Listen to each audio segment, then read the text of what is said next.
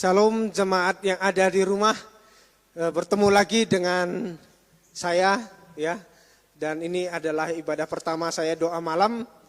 Dan puji Tuhan kita bisa bertemu baik lewat online, tapi kita percaya Tuhan tetap ada bersama dengan kita, amin. Saya percaya semua jemaat yang ada di rumah tetap dalam keadaan sehat. Dan saya percaya juga semuanya yang kita perlukan Tuhan akan cukupkan, termasuk kebutuhan-kebutuhan kita. Amin. Dan sekarang kita akan mempersiapkan untuk mendengarkan firman Tuhan. Dan firman Tuhan dengan tema saat ini adalah syarat menjadi pasukan atau syarat menjadi prajurit Kristus, ya. Syarat menjadi prajuritnya Kristus, ya. Kita percaya kita adalah prajurit Kristus. Amin.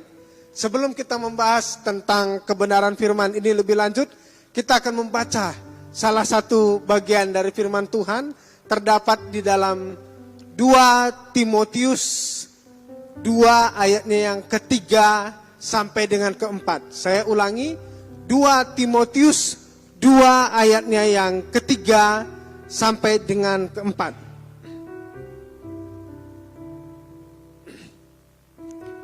2 Timotius pasalnya yang kedua, ayatnya yang ketiga sampai dengan yang keempat, ya. Ikutlah menderita sebagai seorang prajurit yang baik dari Kristus Yesus. Seorang prajurit yang sedang berjuang tidak memusingkan dirinya dengan soal-soal penghidupannya, supaya dengan demikian ia berkenan kepada komandannya, ya. Jadi firman Tuhan ini mengajarkan kita menjadi prajuritnya Tuhan, ya. Kita tinggal di bangsa Indonesia. Kita punya negara Indonesia punya prajurit dinamai dengan TNI, Tentara Nasional Indonesia. Ya, saya teringat dengan Pak Justus yang ada di Papua, ya, yang saudara kita yang seorang prajurit, ya, bangsa Indonesia, ya, pilihan, ya. Dan puji Tuhan, kita juga adalah prajurit pilihan, ya, prajurit pilihannya Tuhan, amin, ya. Seorang prajurit itu dipilih bukan karena dia itu prajurit dipilih karena ada hal khusus yang terdapat di dalam dirinya. Ya, seorang prajurit itu pertama dilihat dulu tinggi badannya, dilihat juga intelektualnya, IQ-nya, dites segala macam, saudara. Tidak mudah, bukan hanya dilihat fisiknya, ya, atau latihan fisik, ya.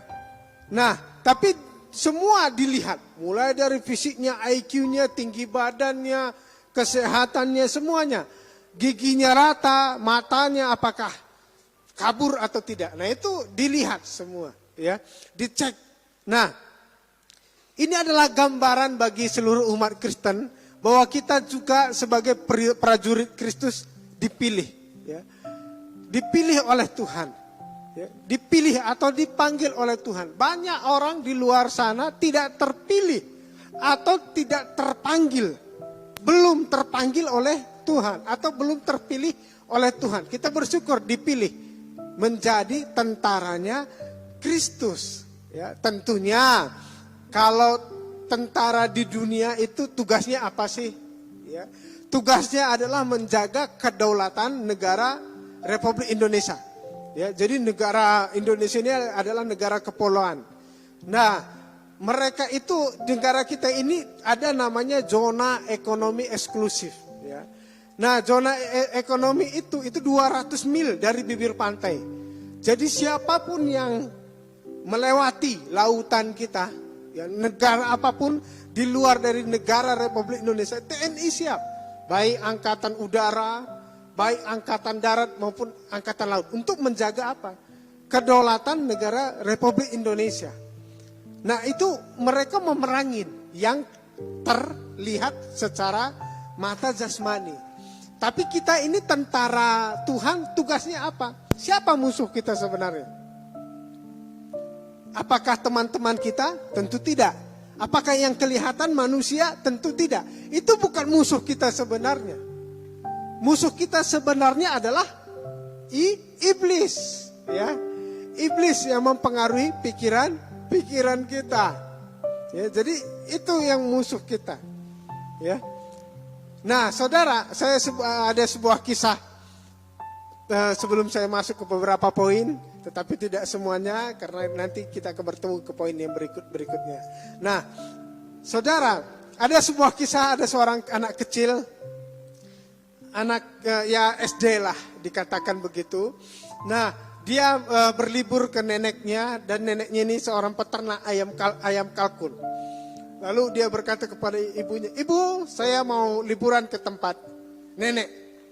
Lalu suatu kali waktu ibunya, "Boleh, nanti kalau kamu sudah pas musim liburan kita ke sana." Tibalah waktu musim liburan.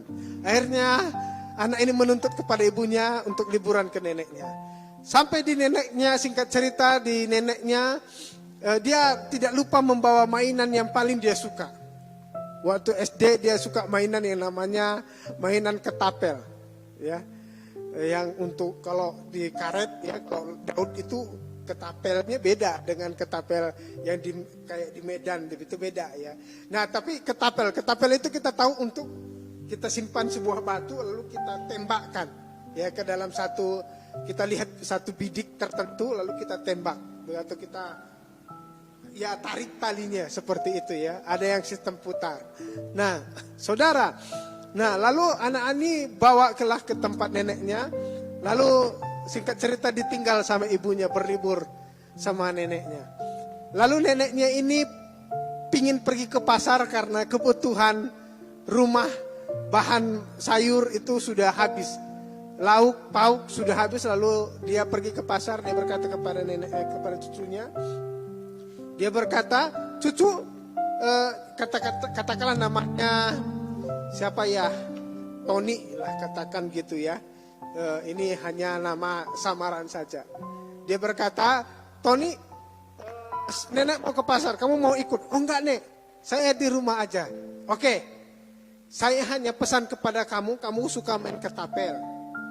Pingin nenek jangan kamu ketapel ayam kalkun. Itu ayam kalkun itu nenek paling suka. Tapi jangan kamu ketapel. Nanti kalau ketapel kena nanti kepalanya, ayam kalkun itu bisa mati." Dia berkata kepada Tony. Lalu si Tony ini berkata, "Siap nenek, saya nggak akan macam-macam."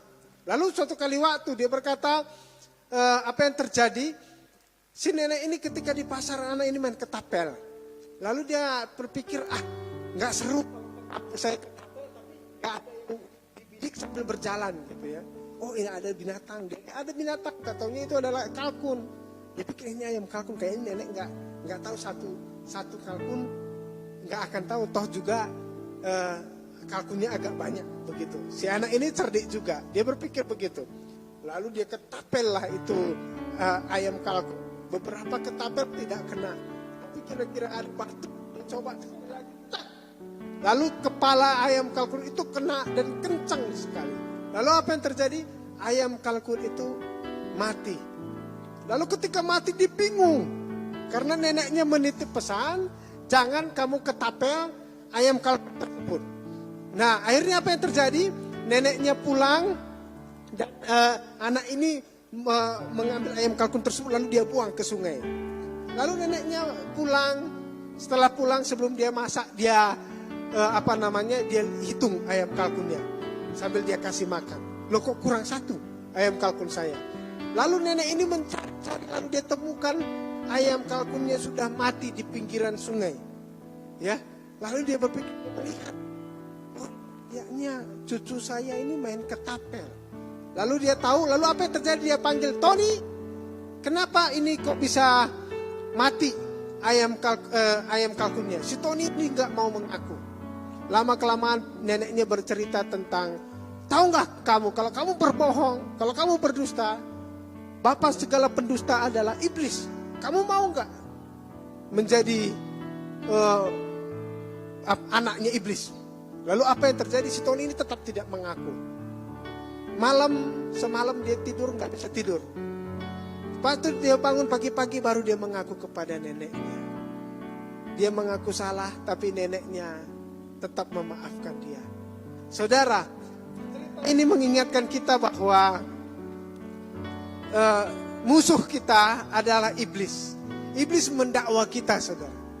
Tidak mengaku atas kesalahan kita. Tapi kalau kita mengaku atas kesalahan kita kepada Tuhan, Tuhan akan memaafkan kita dan iblis tidak akan mengikat kita. Seperti seorang anak ini tadi yang merasa berdosa kepada neneknya karena sudah membunuh 1 ekor ayam kalkun milik neneknya. Ya. Nah, dan neneknya, dia berpikir neneknya tidak tahu apa-apa. Saudara, kisah ini menunjukkan bahwa kita harus melawan dosa dengan cara apa? Mengaku di hadapan Tuhan. Karena musuh kita tidak terlihat, yaitu iblis. Saudara, kita perlu merenungkan bersama mengenai ciri-ciri prajurit Kristus. Yang pertama yang saya catat adalah prajurit Kristus yang baik, rela menderita dalam melaksanakan tugas. Kita kembali kepada ayat yang tadi, 2 Timotius 2 ayatnya yang ketiga. 2 Timotius 2 ayatnya yang ketiga dikatakan tadi firman Tuhan. Ikutlah menderita sebagai prajurit yang baik dari Kristus Yesus. Ikutlah menderita. Ya. Untuk mengikut Kristus, kalau kita lihat perjanjian lama sampai perjanjian baru, para rasul, para nabi, sebelum mereka memberitakan tentang Allah, memberitakan tentang Yesus, mereka mengalami yang namanya penderitaan terlebih dahulu. Jadi bukan berkat. Berkat itu menyusul, saudara. Tetapi ikut Tuhan memang menderita. Pikulah kuk yang kupasang. Ya. Jadi enggak mudah untuk mengikut Tuhan. Tetapi setelah kita mengikut Tuhan dengan sungguh-sungguh, berkat itu akan datang. Tuhan akan menjaga kita, melindungi kita senantiasa sampai pada akhir zaman nantinya. Nah, itu firman Tuhan mengatakan seperti itu di Matius 28. Ya. Tapi hal itu, saudara, ya, kalau seorang prajurit harus bisa menggunakan alat-alat perang. Ya, kita tahu alat perang di dalam Efesus 6 dikatakan, kalau kita baca ini Efesus 6 ayat 10 sampai 20, berikat pinggangkan kebenaran, berkasutkan rela, ya, rela untuk memberitakan Injil, ya, mempunyai perisai iman. Nah, itu beberapa alat perang di dalam Alkitab, ya. Dan seorang prajurit itu harus tahu prosedur dalam perang, tahu legalitas dalam hukum berperang, tahu strategi. Ya, itu pun tergantung pangkatnya, saudara. Kalau pangkatnya semakin tinggi pangkatnya, dia harus sudah tahu bagaimana menyusun sistem perang sesungguhnya untuk melawan iblis tentunya. Ya. Jadi penting bagi kita untuk kita peperangan rohani. Nah, biasanya iblis serang di mananya sih, Pak? Ya, kita coba lihat Alkitab kita di dalam 1 Yohanes 2 ayatnya yang ke-16.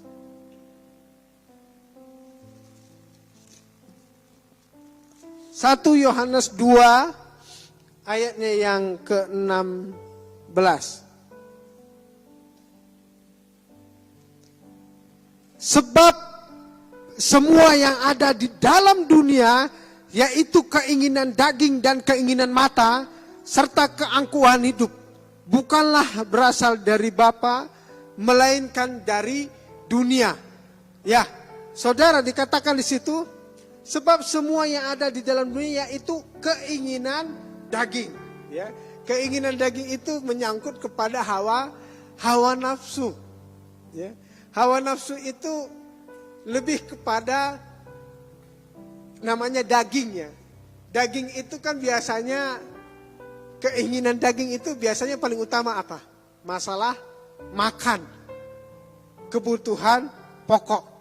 Nah, Tuhan Yesus juga pernah mengalami yang namanya 40 hari itu di padang gurun, dicobai.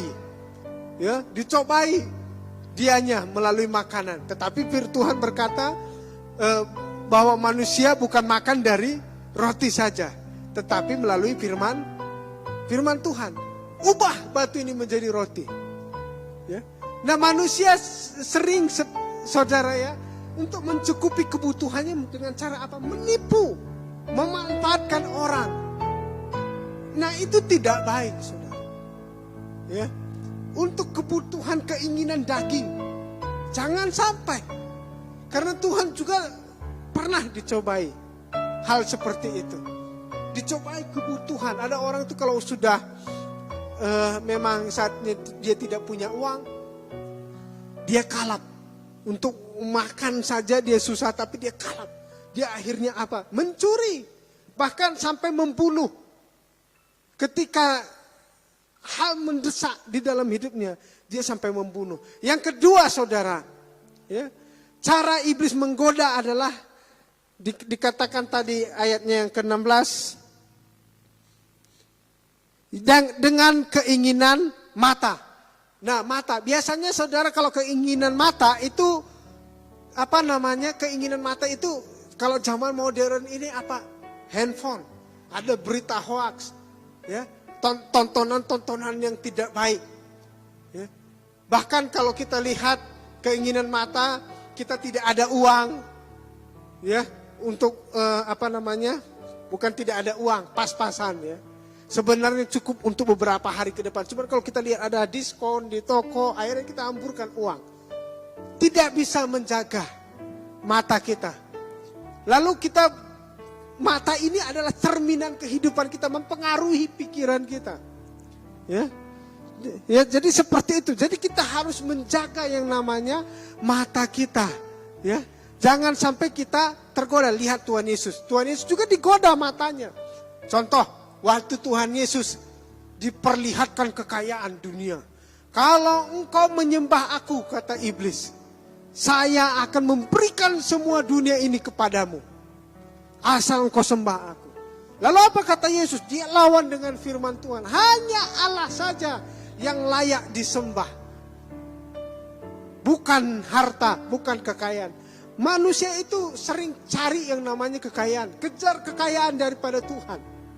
Bukan menyembah Tuhan, tetapi menyembah Mamon. Ya. Saudara, jangan sampai kita seperti itu. Jangan sampai kita jatuh ke dalam yang namanya Mamon. Ya. Godaan mata. Ya. Sampai-sampai kita melihat ada iri kepada orang. Itu dari mata, saudara. Seorang prajurit Tuhan itu dia tidak disusahkan dengan kehidupannya. Lapar, tidak. Kalau dia diutus ke hutan dia siap. Saya teringat cerita Pak Justus, mereka nangkep ular. Lalu mereka makan ular. Kalau saya emang gak berani, saudara. Gak pernah makan ular. Rasanya geli gitu ya. Disuruh makan ular, kalau saya tahu itu ular saya gak makan, saudara. Karena geli rasanya. Ya. Tapi seorang tentara harus siap. Mata juga harus dijaga. Jangan sampai ditawarkan. Ya. Dulu pada zaman dulu ada antek-antek Belanda. Karena apa? Ditawarkan dengan uang. Melihat uang. Akhirnya dia mau mengkhianati bangsa Indonesia. Ya, ada seperti itu. Seorang prajurit tidak mau digoda dengan yang namanya mata. Dengan keinginan yang namanya tubuh. Yang terakhir, saudara. Ya. Poin pertama, nanti selanjutnya saya akan bahas poin kedua untuk berikutnya. Yang terakhir, saudara, yang pertama tadi, prajurit Kristus yang baik rela menderita, ya, dalam melaksanakan tugas. Ya, yang salah satunya adalah godaan-godaan dari iblis. Ya, godaan iblis itu melalui nafsu, melalui keinginan mata. Yang terakhir adalah keangkuhan hidup. Keangkuhan hidup berbicara pada kesombongan. Seorang prajurit Kristus itu harus dijauhkan yang namanya dengan kesombongan. Ya. Banyak manusia itu, saudara, akhirnya jatuh ke dalam kesombongan. Ya. Dia pingin dipuji, pingin mengatur yang bukan harusnya dia mengatur, tetapi dia pingin mengatur. Ya. Jangan sampai kita akhirnya ingin berkuasa karena kita punya kuasa, kita punya uang, kita bisa menjalankan sesuatu dengan seenaknya saja. Tidak. Ingat, Tuhan Yesus juga pernah dibuat seperti itu. Tuhan Yesus punya kuasa. Lalu dia dibawa ke bumbungan tinggi. Lalu dia disuruh apa? Loncat. Loncat. Kalau engkau anak Allah, pasti malaikat akan menatang engkau. Dia uji kuasanya. Apakah Yesus ini angkuh dengan kuasanya? Kemahakuasanya, apakah dia angkuh? Tidak. Ya. Dia tidak mempedulikan apa yang dikatakan iblis. Jadi kita harus belajar tentang hal itu, saudara. Sebagai prajurit Kristus, musuh kita memang tidak terlihat. Musuh kita, iblis, siap menderita untuk Tuhan, untuk mengalahkan cobaan yang terjadi dalam hidup kita. Cukup sekian firman Tuhan malam ini. Kiranya Tuhan Yesus memberkati kita semua. Tuhan Yesus memberkati.